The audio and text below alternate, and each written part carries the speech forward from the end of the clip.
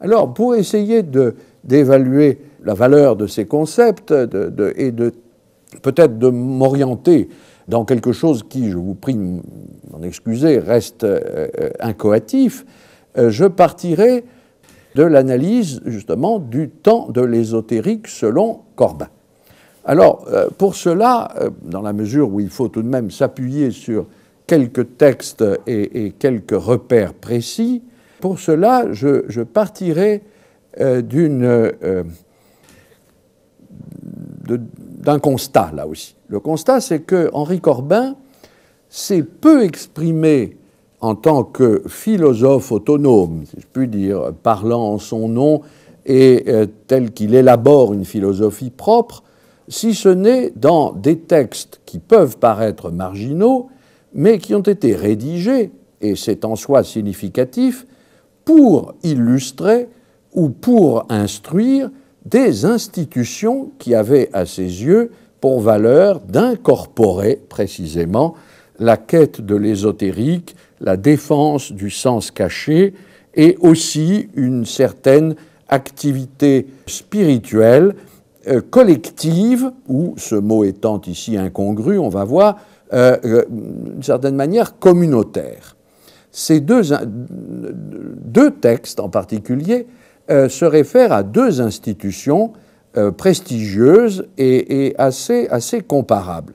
L'un est un texte intitulé « Le temps d'Eranos » qui a été rédigé par Henri Corbin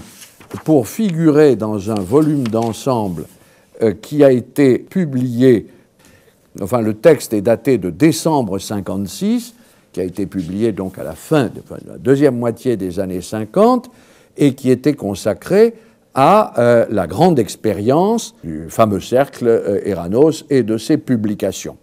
Le deuxième texte est un texte qui est paru dans le premier des cahiers de l'Université Saint-Jean de Jérusalem, et c'est un texte magnifique intitulé « Sciences traditionnelles et renaissance spirituelle », qui a valeur de fondation ou de programme à l'aube de la création de l'Université Saint-Jean de Jérusalem.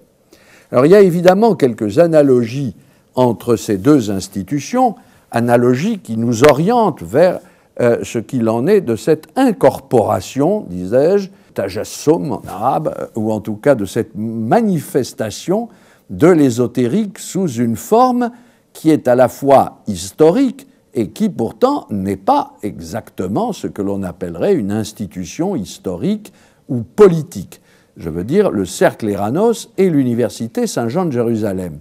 Les points d'analogie sont d'abord le fait que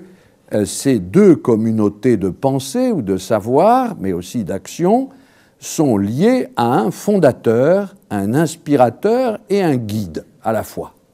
Et que l'on rencontre d'emblée le phénomène de la guidance, ou du guidage, ou de la direction, qui a tant intéressé, bien sûr, Corbin dans ses analyses de l'islam chiite, et qui est absolument essentiel, et on va voir d'ailleurs que ça a un fondement métaphysique. Le fondateur, ici, concevant l'institution comme une expression même, non pas de sa pensée, mais d'un acte dont il prend la responsabilité personnelle. Alors, dans un cas, c'est Carl Gustav Jung, dans l'autre cas, c'est Henri Corbin lui-même.